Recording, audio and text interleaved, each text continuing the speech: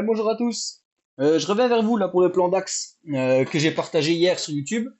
Le plan a bien réagi, hein, donc ça a bien réagi dans la zone, on est bien monté. J'ai pris un petit TP1 là au-dessus de la conso. Et puis on se retrouve devant les graphes pour que je vous explique tout ça. Bon, nous revoilà sur le graphique du DAX. Donc on avait identifié deux zones hier, hein. Donc le bas de cette consolidation. Là, on voulait un PO3, on voulait qu'il y ait une consolidation, la manipulation, puis une expansion. C'est ce qui s'est passé. Mais on avait aussi cette zone. Si le setup ne passait pas, ou si tout simplement il n'y avait pas de setup en petit UT ici, on aurait pu rechercher un setup en discount. Donc ça, il faut se référencer sur la vidéo de dimanche, là, plan DAX. Donc on est juste revenu là. Donc on est venu pendant la nuit, donc bien évidemment, j'ai pas pris de position, hein. Pendant la nuit, je dors. Et donc le matin, en horaire, j'ai vu là cette belle expansion là, puissante qui a laissé beaucoup de displacement. Donc j'ai tracé un Fibo du bas en haut et j'ai identifié un busy qui était en zone discount. Un busy horaire.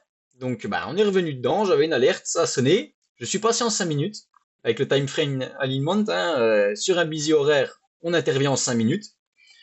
Et là, en 5 minutes, pareil, on a eu une belle bougie impulsive ici qui a laissé un petit displacement. On aurait pu rentrer là. Moi, je ne l'ai pas fait, hein. Je suis rentré ici parce que j'étais pas devant. Donc, j'ai mis un OC sur le haut du busy et mon SL sous l'OB, là, juste là-dessous. Et l'objectif, donc on en a parlé, hein, hier. L'objectif, c'était le NWOG là-haut, le bas du NWOG.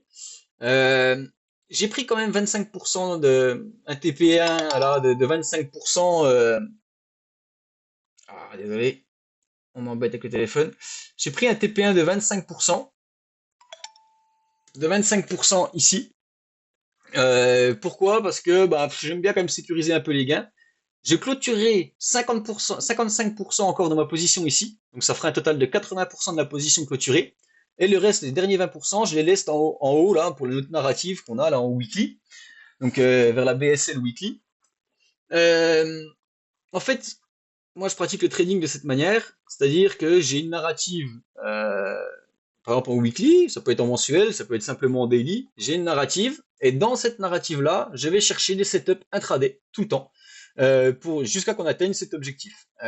Donc, mes setups intraday, je vais clôturer une grosse partie, généralement 80%, sur mon objectif intraday, et je vais laisser courir 20% jusqu'à là-haut à chaque fois. Donc, on peut comme ça cumuler les pauses pour essayer de quand même, quand on arrive là-haut, d'empocher un bon pactole. Euh, Ceci dit, je voudrais bien préciser une chose que j'ai quand même pas précisé dans la vidéo d'hier, c'est que je suis un trader qui trade depuis un an et demi, comme c'est dit dans la description. Je suis pas quelqu'un qui est rentable, hein. Je suis un trader flat, quoi, hein. Je gagne pas d'argent, j'en perds pas, je suis encore en apprentissage. Mais j'avais à cœur de partager avec vous mes setups parce que je suis passionné par ça, j'adore, hein, l'analyse technique. Et j'espère que ça va renforcer ma psycho en fait. Le fait de partager mes plans, je vais vraiment m'y tenir et puis moins trader de trucs, de trucs de merde, hein, pour parler clairement, et rester vraiment sur les setups qui sont vraiment clairs. Donc si je les partage sur YouTube, c'est les setups en qui j'ai confiance et voilà. Donc c'est une aventure qui pourrait me plaire. Donc n'hésitez pas à me dire ce que vous en pensez en commentaire et puis voilà. Allez, bonne soirée.